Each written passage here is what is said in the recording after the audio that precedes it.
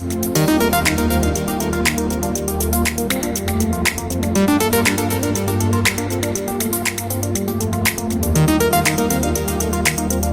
right, dog trainers. This time I will be talking about strictly about the IGP and strictly about the padded stick in protection.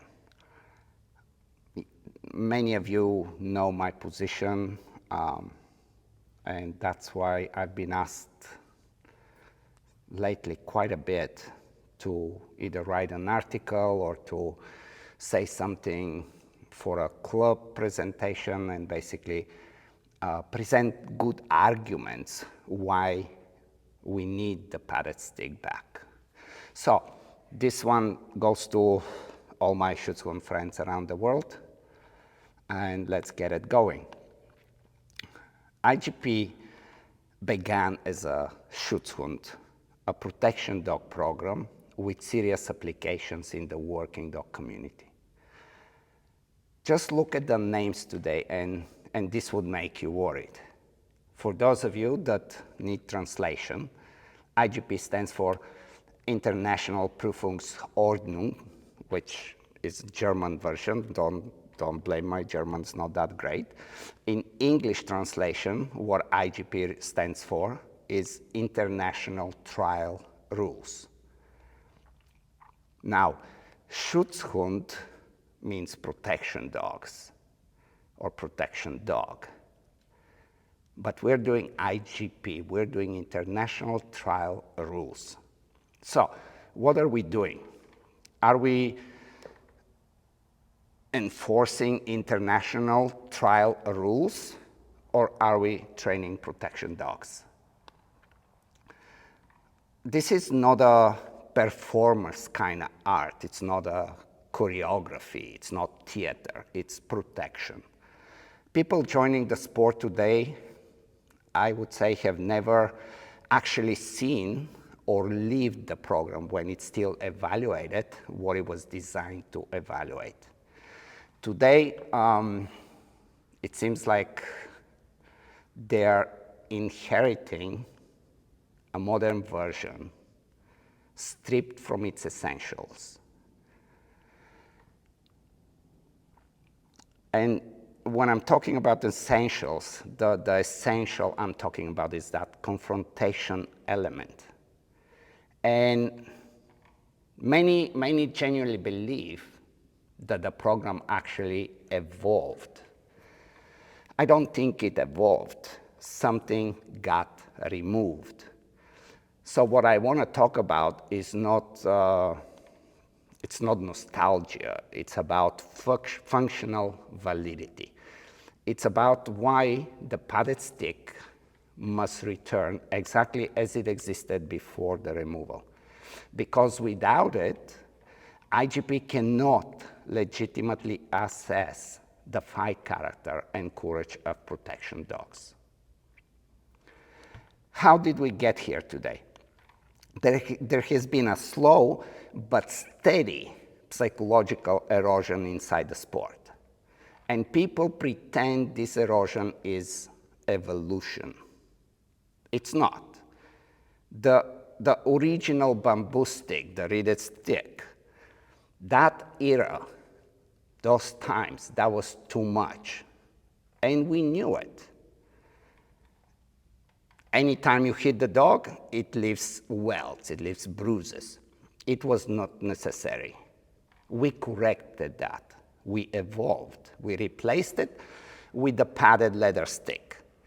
That was the proper compromise between realism and ethics. And that version remained stable for over 20 years. Then something else happened. Not science, not careful reasoning, not canine welfare research. Politics, optics, fear of activists, the perception game. I don't know. I wish I know. The lesson we learned from Austria. Austria had been bending to activist demand pressure since I can remember. Step by step, piece by piece, they chipped away at the sport from the outside. It's literally the boiling frog metaphor applied to policy. They don't slam the ban in one move, they dismantle it through small increments, each sold under ethics, modernization, welfare. First, the first savers have to have a stopper.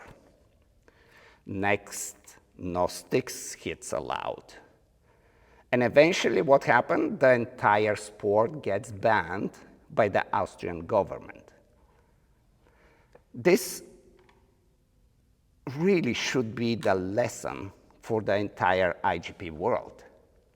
Appeasing external ideology did not protect the sport there. It only accelerated the destruction. And the irony is that even when the World Championship were held in Austria, it was agreed not to use stick hits in order to respect the Austrian law. That's okay. When the padded stick hits were later removed worldwide, Austrian activists didn't stop with that compromise. They went further with the insanity. IGP itself became illegal in the entire country. For the rest of the world, we didn't lose the stick hits because the sport submitted to some external pressure. There was no evident pressure to do so. This is what is so puzzling for many of us. How come one day it was decided that we don't need the stick hits? Is this some hidden agenda? And is what happened in Austria going to just roll in across the whole world? Let's talk about why stick hit existed. It is about function, not abuse. The padded stick hit was never really about punishment. It wasn't cruelty. It was not hurting the dog. It was a confrontation stimulus. The same way any real adversary would attempt to create pain, pressure, and doubt in a real fight. Of course, there always will be someone or some groups that will do stupid things to dogs. However, this is silly to believe that banning something actually works. It never does. We can't just throw the baby with the water every time there is an issue, so we can look good on the surface of things. Because of drunk driver accidents, we don't think to ban cars or ban alcohol, right? Protection without actual opposition is not protection. I'll repeat this. Protection without actual opposition, it's not protection. It's acting. The helper waving a stick and yelling without consequence produces no internal shift in the dog. That's what we would call shadow boxing. It's theater, and everyone involved, helper, dog, judge, all subconsciously know the difference. Usually when we talk about this martial arts analogies, they show it perfectly.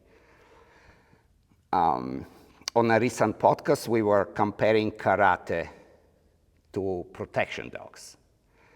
And protection work without the padded stick hits, it's basically what in karate is called kata. This is a choreography. It's beautiful, impressive, skilled, but not fighting. Just moving around in a perfect fighting forms without actually fighting. Karate even labels the distinction clearly. There is the kata, which is equals a form demonstration, and kumite, which is the full contact fighting. And here is the key. Full contact fighting is where the genetic makeup is revealed. You cannot, nobody can evaluate fighting capability by form.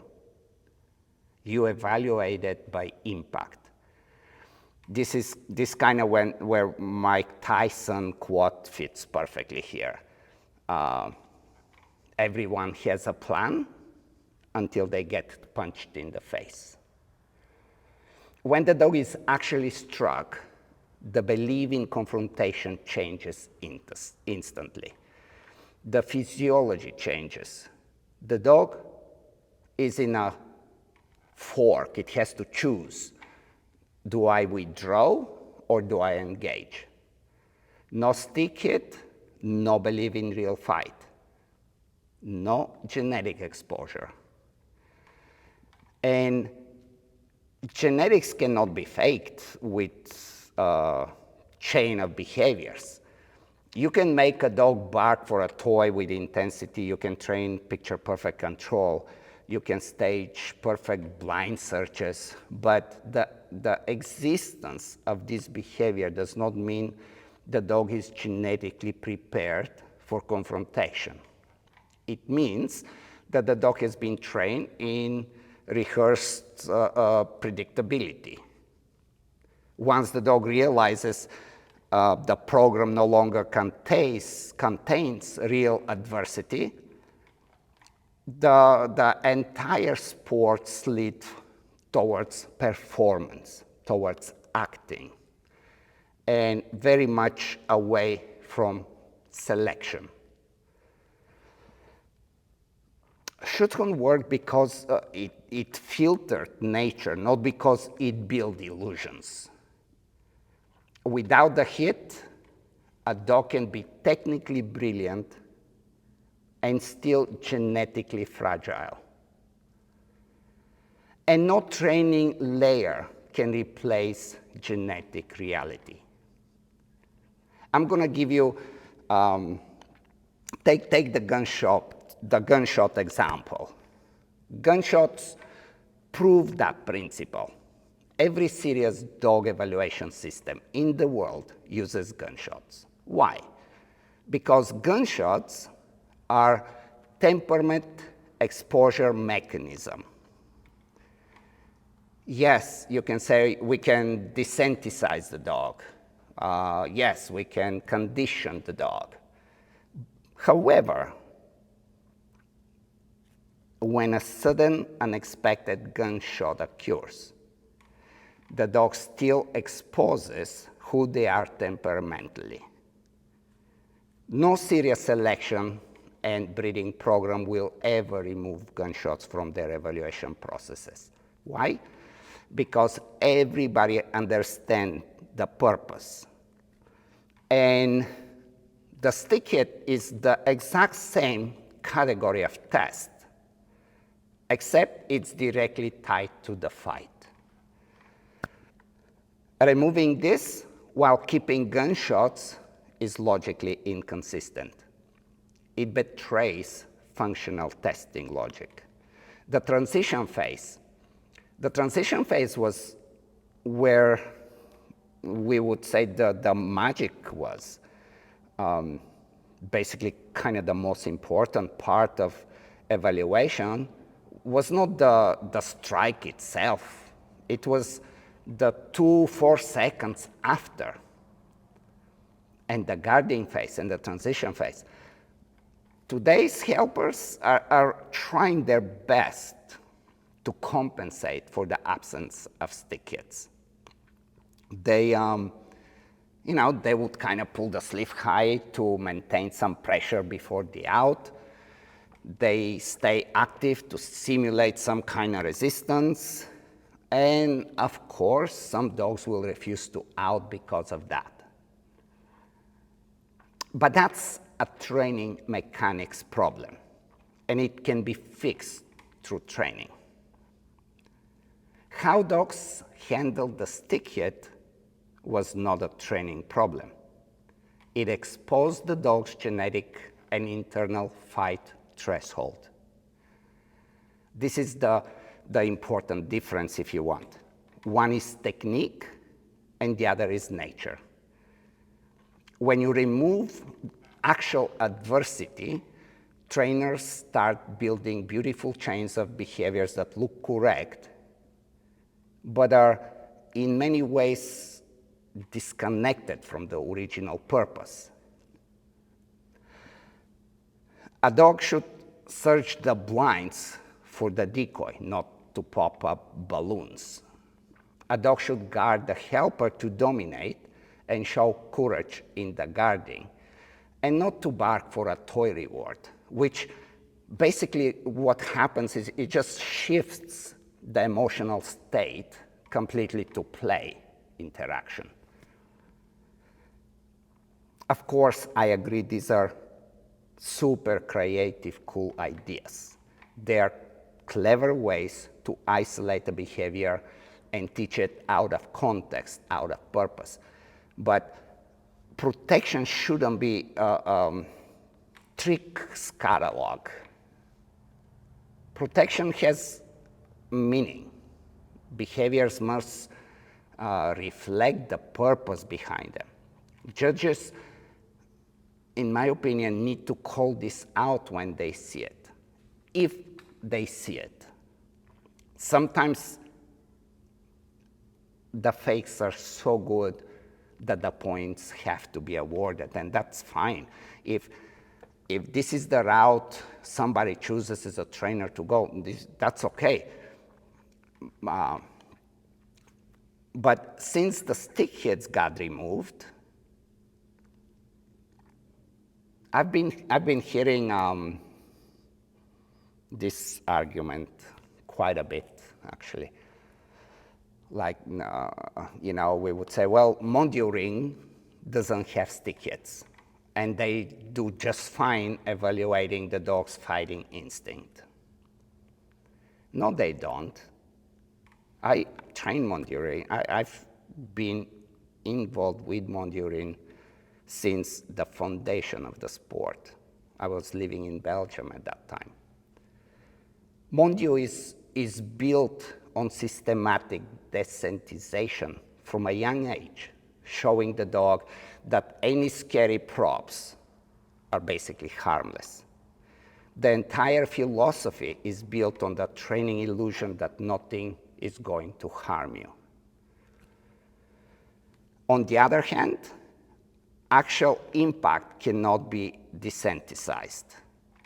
Actual adversity is not symbolic. Actual strike pressure cannot be rehearsed into harmlessness.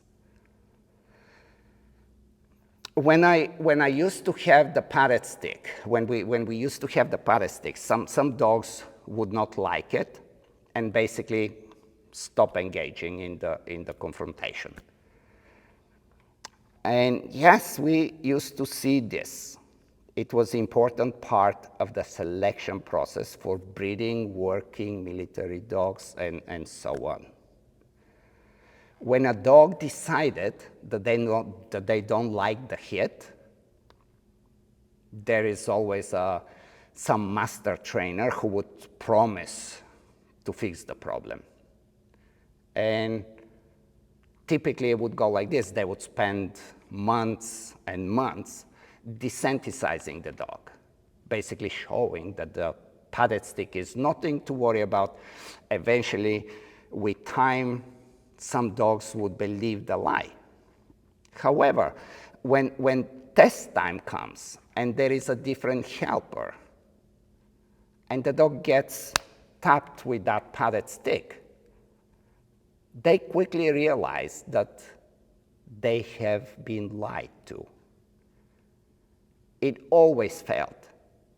Just like the example I gave you with the sudden loud noise in testing. So my argument, one of my arguments, is that IGP protection is losing its identity. IGP protection today is becoming a technical performance sport, a choreography sport. The core of protection, the pressure confrontation moment, basically has been taken out. And without confrontation, any obedience inside protection no longer means the same thing that it used to mean. There is a difference between obedience inside an aroused mental state versus obedience under adversity. These are not the same things. These are not equal skill sets. Arousal and adversity are very different things. A dog trained exclusively in obedience is not the same organism as a dog who can execute obedience while in real fight mindset. This is why the original Schutzhund combination of tracking, obedience, and protections was so respected by everybody. It wasn't a silly behavior sequence. It was a whole organism test. Remove the confrontation element and all that, meaning goes down the drain. It collapses. There is also a much bigger application than most people overlook. And that's the ability to control a dog while the dog is in a fight state. It's not just a sport novelty. It has also direct value to pet training and real-world scenarios. Knowing how to convince a dog to cooperate with the trainer, with the owner, when the dog absolutely does not want to, when the dog believes, I'm just going to handle that situation right now by myself, and I don't need anybody to tell me what to do. When the dog emotionally commits to taking care of business, that ability to be able to learn how to control is priceless. And these concepts, training concepts from IGP can be applied in many different other areas. This is not about, I'm not talking about crushing the dog or forcing some universal suppression that the dogs are just afraid of their shadow. It's about teaching an agreement, like reaching an agreement under conflict, true cooperation under adversity. This is a level of relationship and clarity that general obedience sports will never access because they never operate inside the fight state. IGP protection, done correctly, teaches trainers the skill of guiding behavior through conflict, not avoiding it. And that has far more significance than the sport field alone. The necessary correction, this is not a debate about nostalgia. This is not the resistance to modernization. It's not some kind of emotional attachment to the past that we have. This is about function. This is about selection. This is about truth. If IGP wants to remain a protection sport, it has to restore the padded stick hits exactly the way they existed before the removal. No this symbolic waving and modified version, not the intimidation circles. Actual contact, because without the confrontation, there is no protection. And without protection, there is really no justification to call this sport a protection dog sport anymore. If we don't correct this now, I think we can agree that genetics we lose will probably be irreversible. So what do we do? Where do we start? I think that, like in your countries, with your breed clubs and competitions, bring back the parrot stick hits. You're the majority. This sport is yours. This is by no means over. It cannot be over because too much is at stake. Have the conversations and don't give up on Schutzhund. Don't be afraid to call the sport Schutzhund. Don't be afraid to say protection dog sport.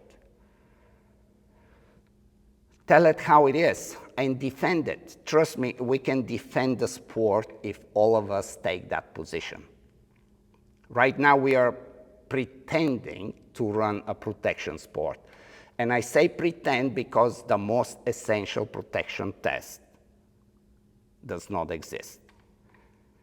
Once a protection sport begins kneeling to outside ideology instead of maintaining internal standards, we already saw what the final outcome was like.